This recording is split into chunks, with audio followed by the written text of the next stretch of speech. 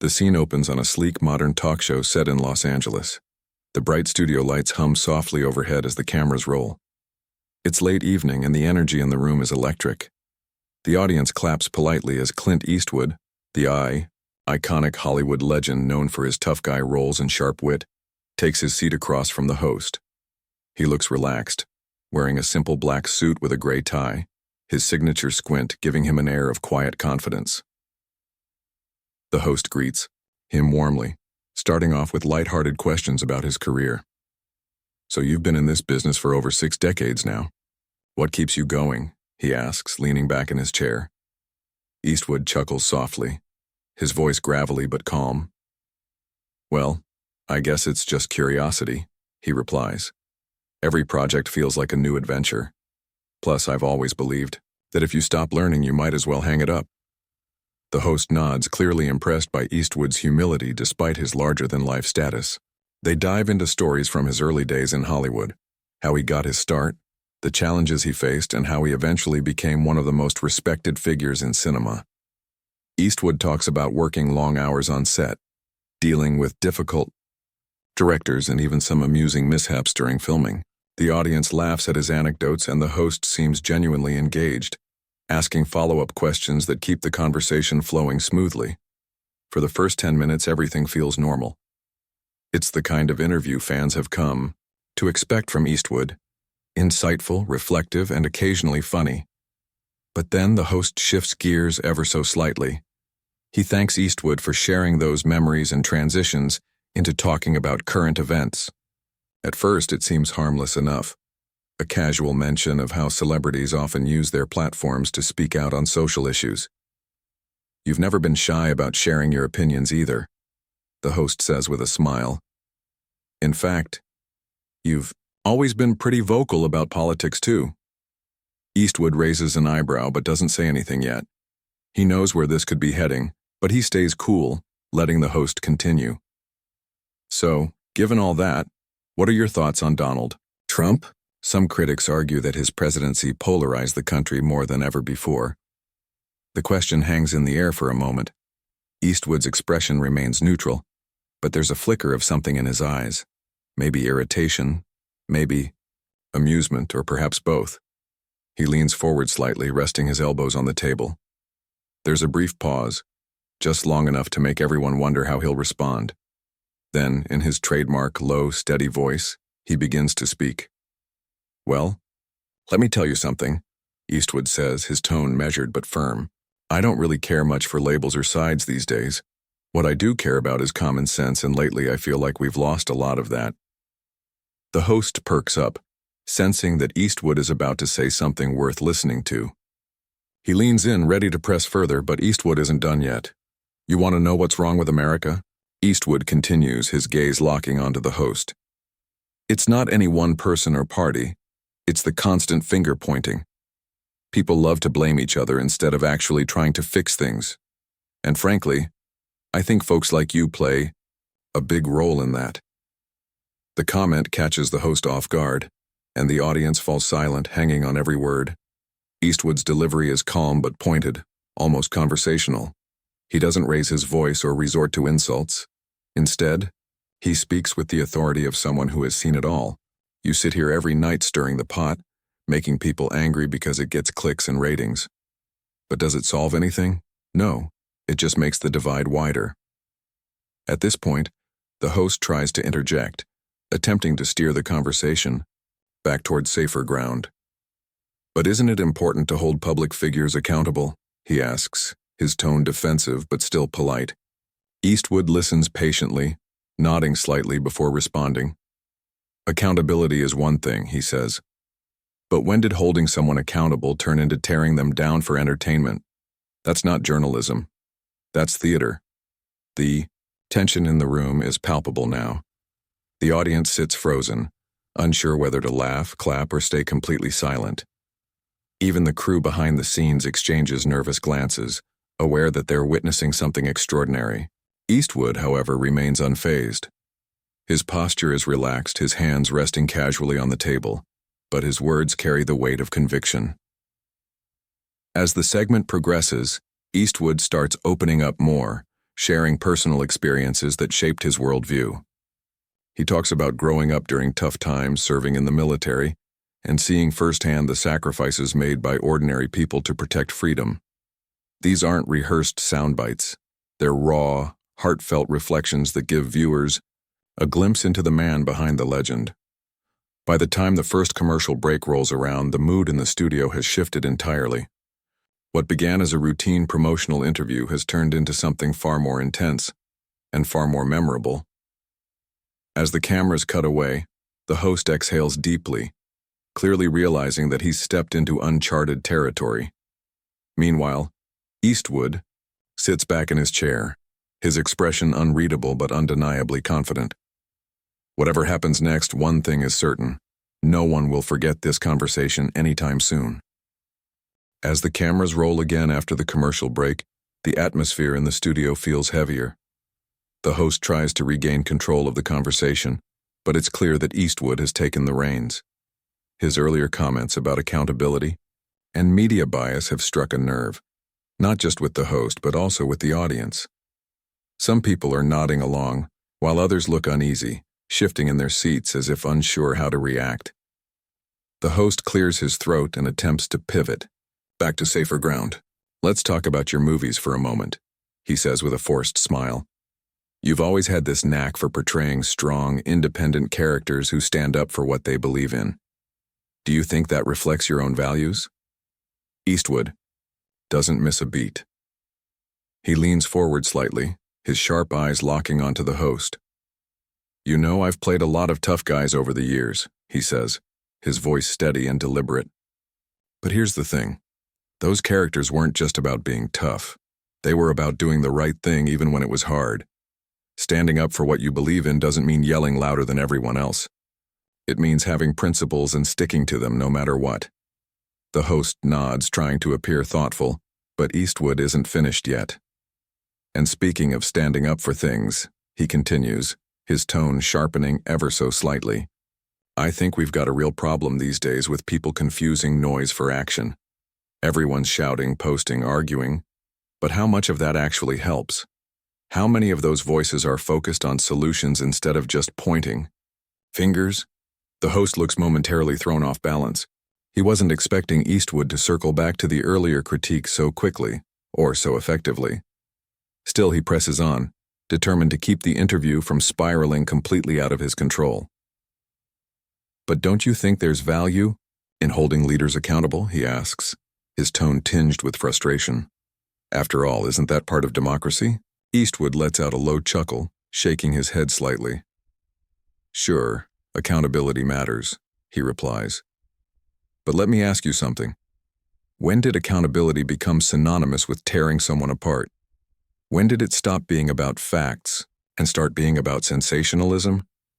You can criticize someone without demonizing them. You can disagree without resorting to name-calling or spreading half-truths." His words land like punches, each one hitting its mark. The audience is dead, silent now, hanging on every syllable. Even the host seems momentarily at a loss for words. Finally, he manages to stammer out a response. "Well, I suppose there's a fine line between criticism and, going too far." "A fine line?" Eastwood repeats, his eyebrows raised. "It's not a fine line. It's a chasm, and too many people are falling into it. Look, I'm not saying everything's perfect, far from it. But if all we do is focus on what's wrong without offering any solutions, then what's the point? All we're doing is making people angrier and more divided." The host shifts uncomfortably in his chair, clearly struggling to find a way to steer the conversation elsewhere. "What about younger generations?" he ventures, grasping at straws. "Some would argue that they're more socially conscious than ever before. Don't you think that's progress?" Eastwood tilts his head slightly, considering the question. For a moment, his expression softens. "Young people today, they've got passion, I'll give them that," he says. "They care about causes, and that's a good thing. But passion without direction is just noise. If you want to make a difference, you've got to roll up your sleeves and do the work. Posting memes and hashtags won't change the world. Real change takes effort, sacrifice, and sometimes compromise." The audience murmurs softly, some nodding, in agreement while others exchange skeptical glances. Eastwood pauses, letting his words sink in before continuing. When I was growing up, we didn't have social media telling us what to think or feel. We had to figure things out for ourselves. And yeah, maybe we made mistakes along the way. But at least we were thinking for ourselves instead of parroting whatever trend was popular that week. The host opens his mouth to respond, but Eastwood cuts him off with a wave of his hand. Look, I'm not here to lecture anyone, he says, his tone softening slightly. All I'm saying is that we need to be careful not to confuse outrage with action. Being loud doesn't make you right. Doing the right thing, that's what counts. By now, the tension in the room is almost palpable. The host looks visibly rattled, his earlier confidence replaced by uncertainty. He glances down at his notes, searching for a lifeline, but nothing seems to fit. Eastwood, on the other hand, appears completely at ease. He sits back in his chair, crossing one leg over the other, his trademark squint giving him an air of quiet authority. Well, the host stammers, fumbling for words. That's certainly a unique perspective.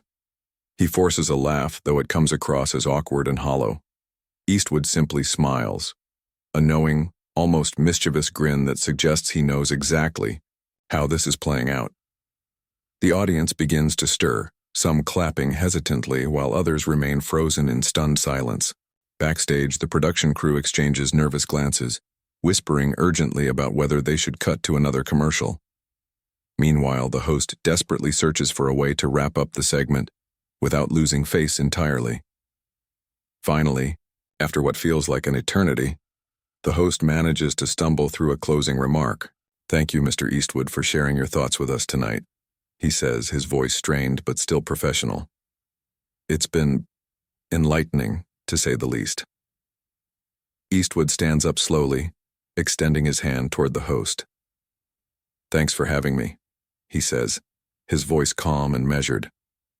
As they shake hands, the camera zooms in on Eastwood's face, one last close-up of the man who just turned a routine talk show appearance into a cultural moment. The audience erupts into applause, though it's unclear whether they're applauding Eastwood, the host, or simply the sheer intensity of what they've just witnessed. Whatever the case, one thing is certain: this interview will be talked about for weeks to come. As Eastwood steps away from the table, the applause in the studio grows louder. The host forces a polite smile, though his discomfort is evident. He adjusts his tie and tries to regain some semblance of control over the situation. "Well, that was certainly thought-provoking," he says, his voice wavering slightly as he addresses the audience. "Let's take another quick break, and when we come back, we'll dive into Clint's latest project." The cameras cut to commercial, but backstage, the mood is anything but calm. The production team scrambles to figure out how to handle the rest of the interview. A producer rushes over to the host, whispering urgently in his ear. "You've got to steer this back on track," she says under her breath. "We can't let him dominate the conversation like that again. Keep it light. Focus on his movie." Meanwhile, Eastwood takes a moment to himself near the craft services table. He grabs a bottle of water, unscrews the cap, and takes a slow sip. Despite the tension in the air, he looks completely at ease, almost amused by the chaos he's caused. One of the stagehands approaches him hesitantly. "Mr. Eastwood, sir," he says. "That was something else." Eastwood chuckles softly, his trademark grin spreading across his face. "Yeah, well, sometimes you've got to call 'em like you see 'em," he replies, his tone casual but firm. "Don't worry about it. They'll get over it." Back in the studio, the countdown to returning live begins. The host takes a deep breath, visibly steeling himself for the next segment. When the cameras roll again, he puts on his best professional smile and turns to Eastwood. "All right, let's shift gears here," he says, his tone overly cheerful. "Your new film has been getting rave reviews. Can you tell us a little bit about it?" Eastwood nods, leaning back in his chair. For a brief moment, it seems like the interview might return to normalcy. He starts talking about the movie, a gritty Western-inspired drama that explores themes of justice, redemption, and personal responsibility. His passion for the project shines through as he describes the challenges of filming in remote locations and working with an ensemble cast. But just as the host begins to relax, thinking he's finally regained control, Eastwood drops another bombshell. "You know, this story feels more relevant today than ever," he says, his voice dropping slightly. "It's about people who are willing to stand up for what's right, even when everyone else is too busy pointing fingers or looking the other way." The host freezes for a split second, unsure whether to let Eastwood continue or try to interrupt. Before he can decide, Eastwood presses on. "In the movie, my character doesn't have all the answers.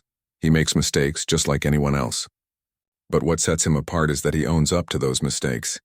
He doesn't run from them and he doesn't blame others. You don't see much of that these days, not in real life anyway." The audience murmurs again, clearly captivated by Eastwood's words. Some nod approvingly, while others exchange uneasy glances. The host, sensing that he's losing ground once more, attempts to interject. "That sounds like a powerful message," he says quickly.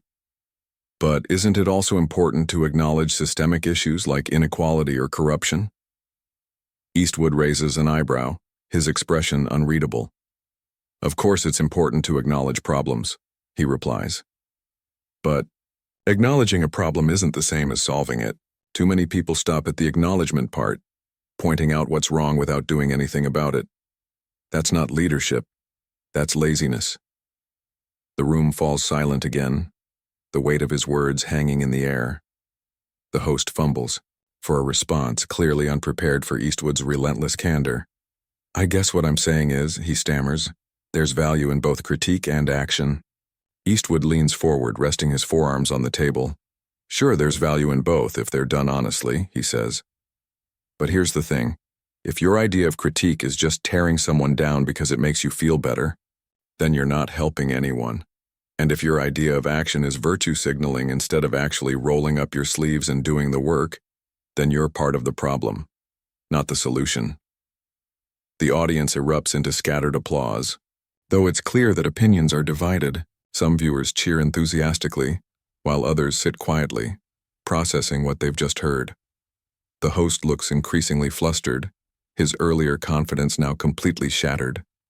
He glances down at his notes, searching desperately for a lifeline, but nothing seems to fit. Finally, he tries one last attempt to steer the conversation toward safer territory. "Well, speaking of solutions," he says, his voice strained, "your film does offer some hope, doesn't it? It's not all doom and gloom." Eastwood nods, his expression softening slightly. "Yeah, it does," he agrees. "Because, at the end of the day, no matter how bad things get, there's always hope. But hope doesn't come from waiting around for someone else to fix things. It comes from taking responsibility. For yourself, for your community, for the world around you. That's the kind of hope I believe in." The host manages a weak smile, clearly relieved that Eastwood has ended on a somewhat positive note. "Thank you for sharing that perspective," he says, his tone overly formal. "And thank you for joining us tonight. It's been unforgettable." Eastwood stands up, extending his hand once more. "Thanks for having me," he says, his voice calm and measured. As the cameras zoom in for a final shot, he flashes his signature grin, tipping his hat slightly before walking off stage. Backstage, the production crew exhales collectively, the tension finally breaking. One of the producers shakes her head in disbelief. "What just happened?" she mutters to no one in particular. Meanwhile, Eastwood grabs his coat and heads for the exit, unfazed by the storm he's left behind. As the show wraps up and the credits roll, social media begins to explode. Clips from the interview start circulating online, sparking heated debates across platforms. Conservatives praise Eastwood for calling out hypocrisy and standing up for free speech, while liberals accuse him of oversimplifying complex issues. Regardless of where people stand, one thing is undeniable. Clint Eastwood has once again proven that he's not afraid to speak his mind, and that he knows exactly how to command a room.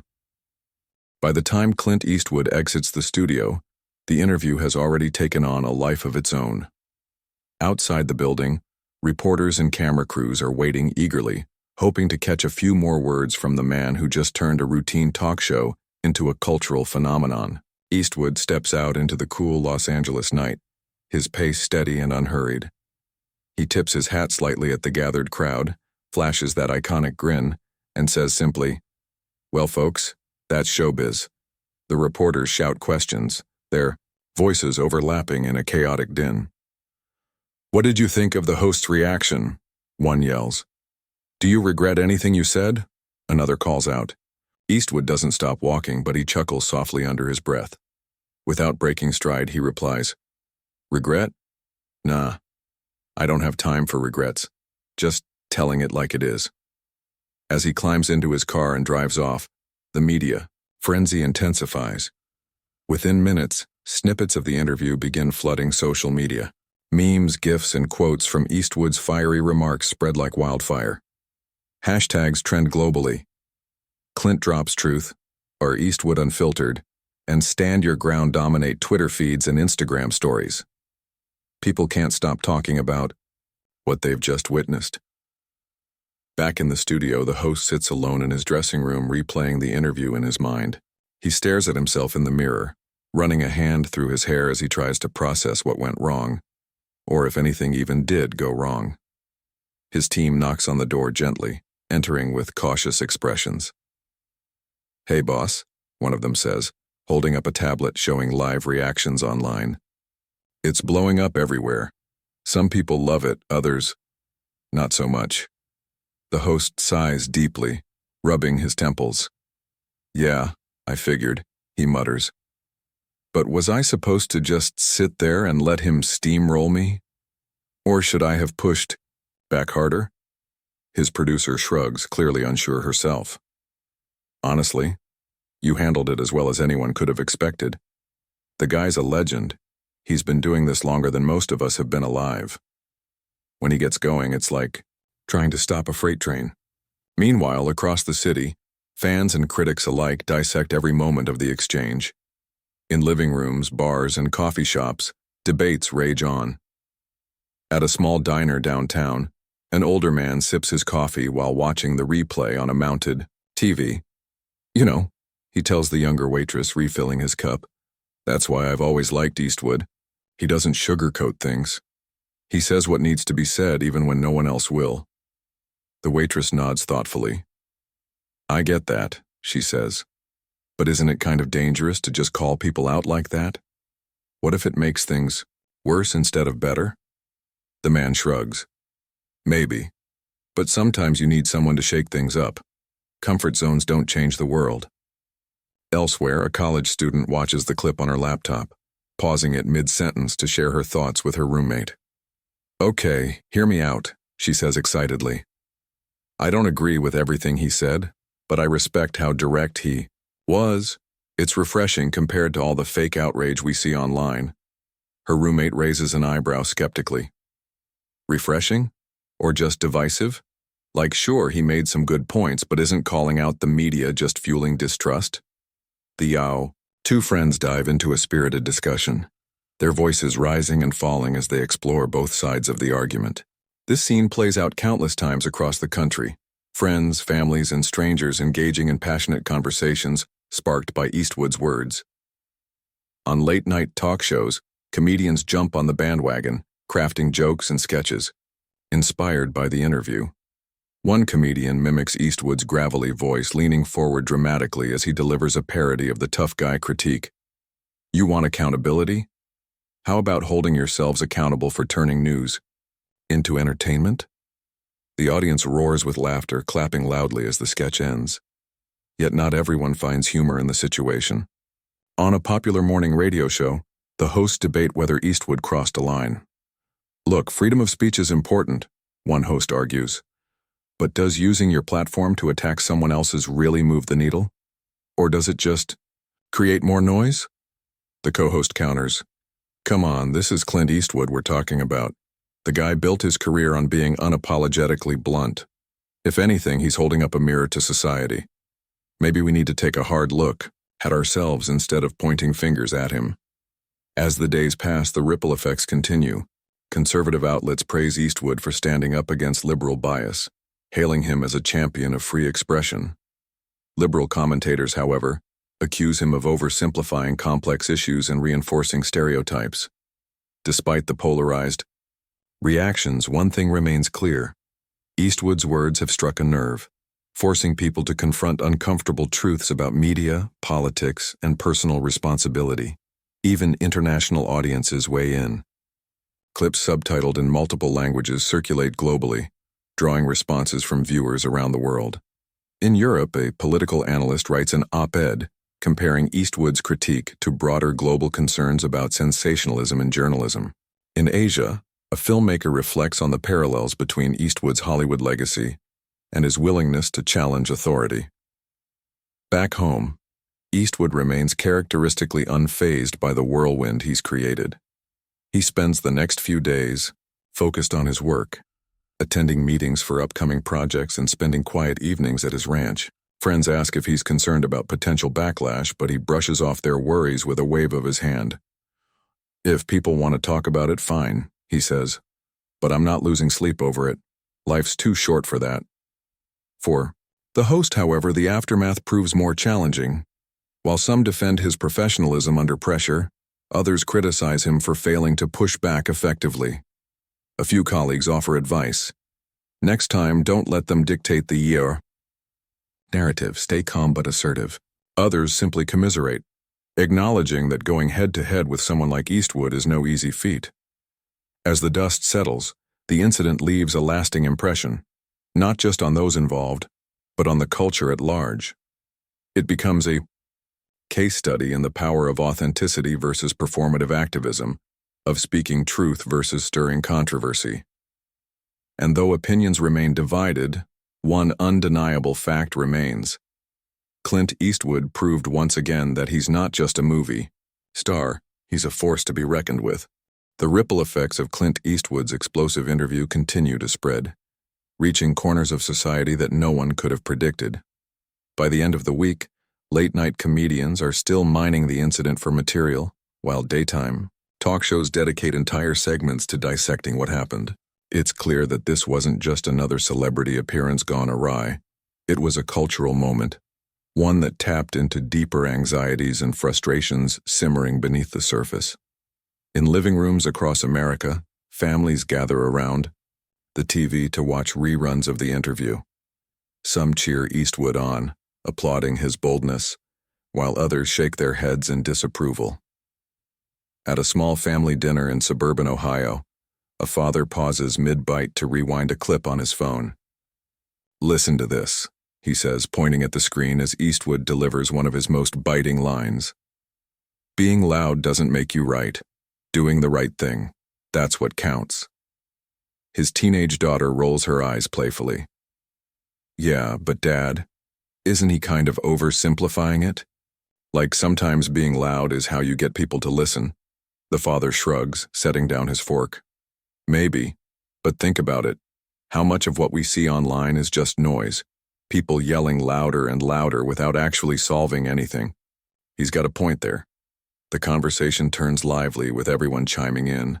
The mother, who works as a teacher, adds her perspective. "You know, I see kids every day who feel like they're supposed to have all the answers because social media tells them so. They post these grand statements, but when it comes to taking real action, like volunteering or helping out in the community, they freeze up." Maybe Eastwood's onto something. Across town, an elderly couple sits together on their porch, watching the sunset. The husband flips through channels until he lands on a news segment recapping the interview. His wife listens intently, her brow furrowed. "I don't know," she says finally. "He's tough, sure, but does calling people out really change hearts and minds?" Her husband chuckles, leaning back in his chair.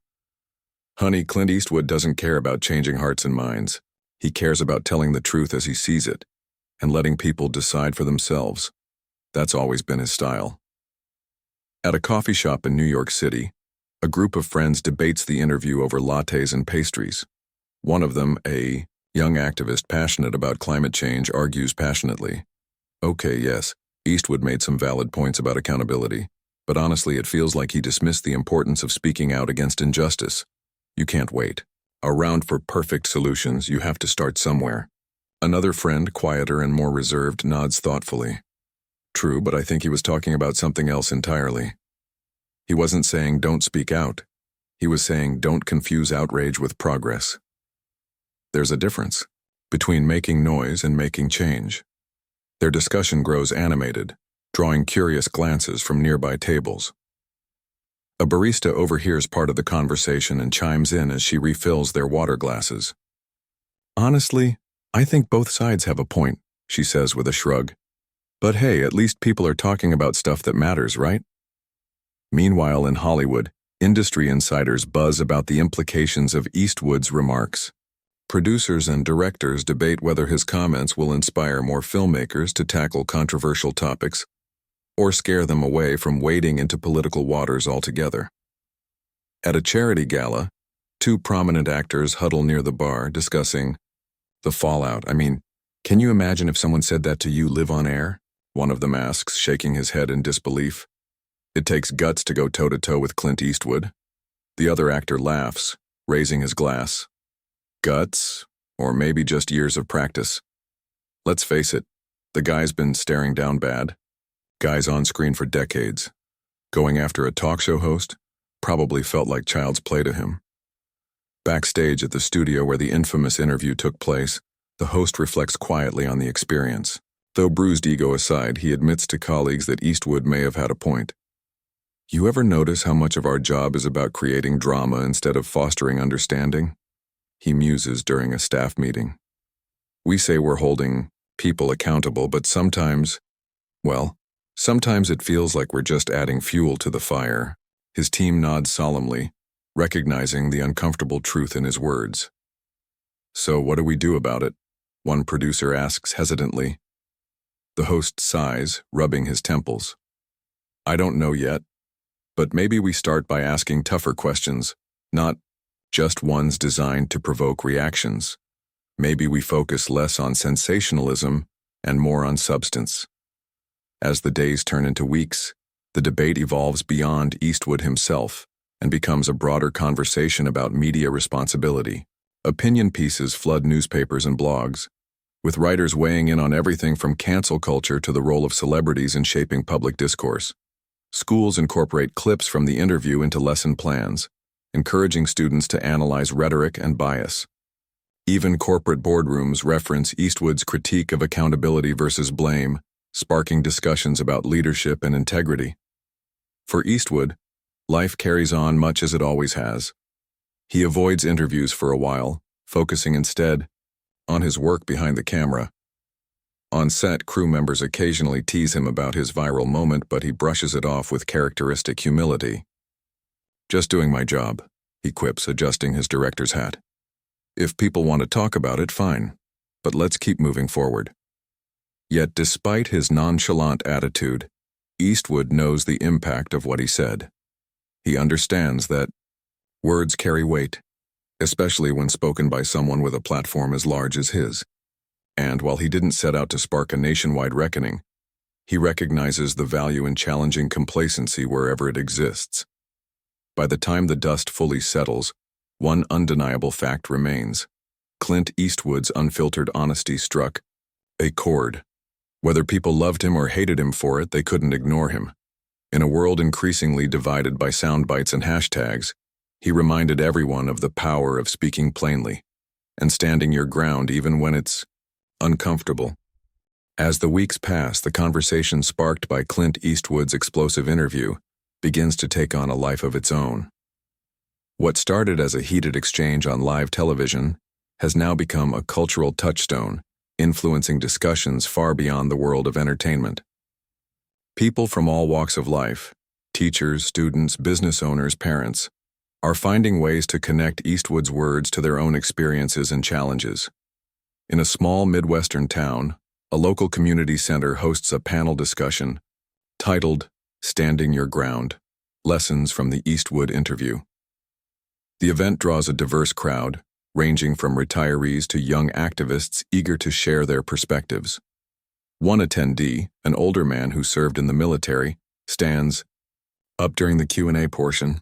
"I've been thinking about what Eastwood said, that being loud doesn't make you right," he begins, his voice steady but reflective. "And I realized something. Back when I was in service, we didn't solve problems by yelling at each other. We worked together even when we disagreed. Maybe that's what we're missing these days." His comment sparks nods of agreement around the room, though not everyone sees eye to eye. A younger woman seated near the front raises her hand next. "I get what you're saying," she says cautiously. "But isn't there value in raising your voice when no one else will? Like, if people hadn't spoken out against injustice in the past, would things ever have changed?" The moderator steps in to guide the conversation, encouraging both sides to find common ground. "It sounds like you're both talking about courage," she says thoughtfully. "Whether it's standing firm in your beliefs or speaking up when others stay silent, it takes bravery to create change." Meanwhile, in corporate offices across the country, executives begin incorporating lessons from the interview into leadership training programs. During a workshop for mid-level managers, a facilitator plays a clip of Eastwood criticizing media sensationalism. "Think about this," the facilitator says after pausing the video. "How often do we focus on drama instead of solutions in our own workplaces? Do we point fingers when things go wrong, or do we roll up our sleeves and fix them?" One participant, a manager known for his no-nonsense approach, speaks up. "Honestly, I think we waste too much time blaming each other instead of figuring out how to move forward." Eastwood's right. You can call out problems all day, but unless you're willing to put in the work, nothing changes. At schools, educators use the interview as a teaching tool to help students understand rhetoric and persuasion. In a high school English class, a teacher assigns groups of students to analyze different moments from the interview. One group focuses on Eastwood's critique of accountability versus blame, while another examines his defense of personal responsibility. When they present their findings, the classroom buzzes with energy. I think Eastwood was trying to say that holding someone accountable isn't the same as tearing them down. One student offers during the discussion, like, "You can criticize without being cruel, right?" Another student chimes in, adding nuance to the conversation. "Yeah, but sometimes people confuse criticism with cruelty because they don't want to hear the truth. It's easier to dismiss someone than actually deal with the problem." The teacher smiles, pleased with how engaged her students are. "Exactly," she says. "That's why communication matters so much. How we say things is just as important as what we're saying." Even late-night comedians continue to riff on Eastwood's remarks, but their jokes start taking on a more introspective tone. On one show, the host delivers a monologue poking fun at himself and his industry. "Let's be honest, we love controversy because it gets clicks," he admits, drawing laughter from the audience. But maybe Eastwood had a point. Maybe we could spend less time tearing people apart and more time building them up. Or at least stop pretending we're saving the world every time we post a hot take. The joke lands well, earning applause and cheers. Off stage, however, the comedian reflects privately on the message behind the punchline. "You know, it's funny," he tells his writing team later. "We make fun of everything, but sometimes satire hits closer to home than we expect." For the host of the original interview, the aftermath proves transformative. Though initially rattled by Eastwood's sharp critique, he begins to see it as an opportunity for growth. He starts experimenting with new formats for his show, focusing less on sensational headlines and more on meaningful conversations. In one episode, he invites a panel of experts to discuss media ethics and the balance between accountability and fairness. At the end of the segment, he thanks the audience for sticking with him through the ups and downs. "I'll admit I didn't handle that interview perfectly," he says candidly, "but I learned something valuable from it." Sometimes, the toughest conversations are the ones we need most. Eastwood, for his part, remains characteristically unfazed by the ongoing chatter. While others dissect his words, he stays focused on his craft. On set, he works tirelessly, mentoring younger actors and pushing his crew to strive for excellence. During breaks, he occasionally shares stories from his career, reminding everyone that resilience and authenticity have always been at the heart of his success. "You know, I've never been afraid to ruffle feathers," he tells a young actor who asks for advice. "But here's the thing. You've got to believe in what you're saying. If you don't, people will see right through you." By the time the interview fades from the headlines, its impact lingers.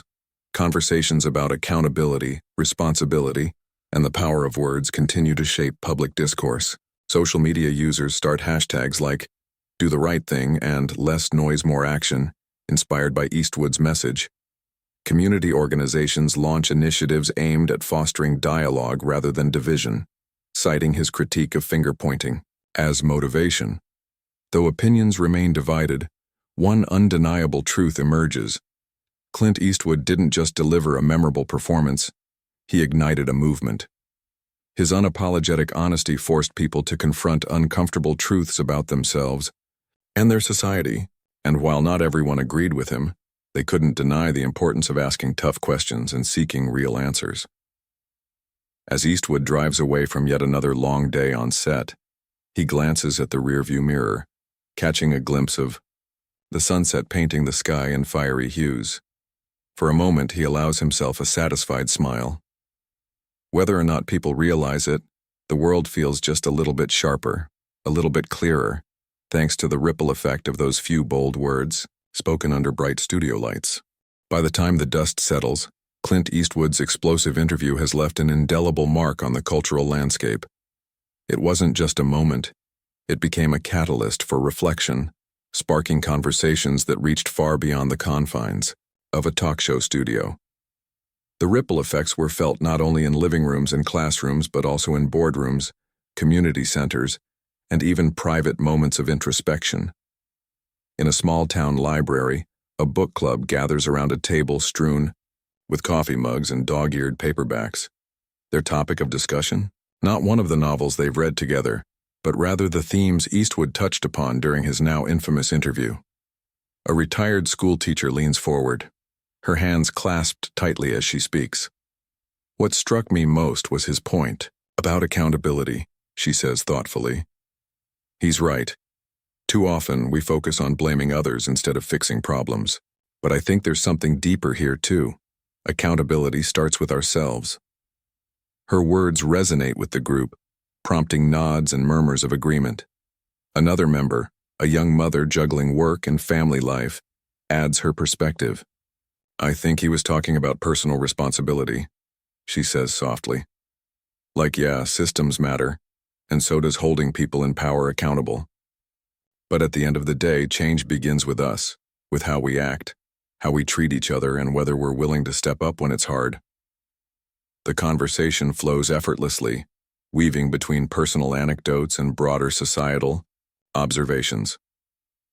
By the end of the evening, the group feels closer, united by their shared exploration of ideas that Eastwood had articulated so bluntly weeks earlier. Meanwhile, in Hollywood, Eastwood's legacy grows even larger. Young filmmakers cite him as an inspiration, not just for his cinematic achievements, but also for his unflinching honesty. At a film festival panel discussion, a first-time director stands nervously before an audience, ready to answer questions about his debut movie. When asked about influences, he doesn't hesitate. Clint Eastwood, he says firmly. Not just because of his films, though those are incredible, but because of what he represents, a guy who speaks his mind, no matter the cost. That kind of courage is rare these days. The crowd erupts into applause, clearly moved by the sentiment. Later backstage, another filmmaker approaches the rookie director with a knowing smile. You know, he says, Eastwood would probably tell you not to idolize him too much. He'd say, do your own thing. Be true to yourself. And honestly, I think that's the best advice anyone could give. Back in Los Angeles, the host of the original interview continues to evolve both personally and professionally. His newfound focus on meaningful dialogue earns him praise from critics and fans alike. One night, after wrapping up a particularly insightful episode featuring grassroots activists discussing systemic change, he sits alone in his dressing room, reflecting on how far he's come since that fateful evening with Eastwood. I used to think my job was about asking tough questions, he muses aloud, staring at his reflection in the mirror. But now I realize it's more than that. It's about creating space for real conversations, for people to share their truths without fear of being torn apart. Maybe that's what Eastwood was trying to remind me all along. Though he'll never admit it publicly, the host feels a quiet sense of gratitude toward Eastwood. The confrontation may have been uncomfortable, even painful at times, but it forced him to grow. And in doing so, it reminded him why he got into journalism in the first place, to make a difference, however small. For Eastwood, Life carries on much as it always has. He avoids reading articles or watching clips dissecting his remarks, preferring instead to stay grounded in the work he loves. On set, he remains the same gruff yet approachable figure he's always been, offering guidance to younger actors and pushing himself to innovate creatively. During breaks, crew members sometimes joke about his viral moment, teasing him good-naturedly. "Hey, Clint," one of the grips calls out during lunch, holding up his phone. "Another meme of you went viral today. You're officially internet famous." Eastwood chuckles, shaking his head as he takes a bite of his sandwich. "Internet famous, huh? Well, don't let it go to your head," he quips, earning laughter from everyone nearby. Despite the light-hearted banter, there's a deep respect for the man who inspired such widespread debate, and admiration for his unwavering authenticity. As months pass, the interview becomes part of the cultural fabric, referenced in speeches, essays, and even casual conversations. In a university lecture hall, a professor uses Eastwood's critique of media sensationalism to challenge students to think critically about the information they consume. "Ask yourselves this," she says, pacing slowly across the stage. "Are you engaging with content because it challenges you, or because it confirms what you already believe?" Her question hangs in the air, prompting thoughtful silence among the students. After class, a few linger behind to thank her for the lesson, admitting that they hadn't considered the distinction before. "It's like Eastwood said," one student remarks as they pack up their notebooks. "Being loud doesn't make you right. Doing the right thing, that's what counts." Even years later, echoes of the interview persist.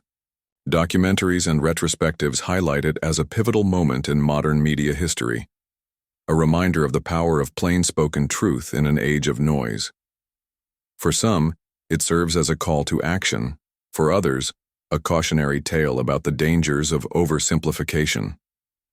Either way, it forces people to confront uncomfortable truths about themselves and their society, and through it all, Clint Eastwood remains steadfastly Clint Eastwood. Unapologetic, unpretentious, and utterly committed to staying true to his principles. As he walks away from yet another project, tipping his hat to the crew and climbing into his car, he pauses briefly to glance back at the bustling set. There's a flicker of satisfaction in his eyes, not because of the accolades or attention, but because he knows he's done something meaningful. The world may never fully agree on whether Eastwood was right or wrong that night. But one thing is certain: he sparked a conversation that needed to happen, and in doing so he reminded everyone of the enduring importance of standing your ground, even when it means standing alone.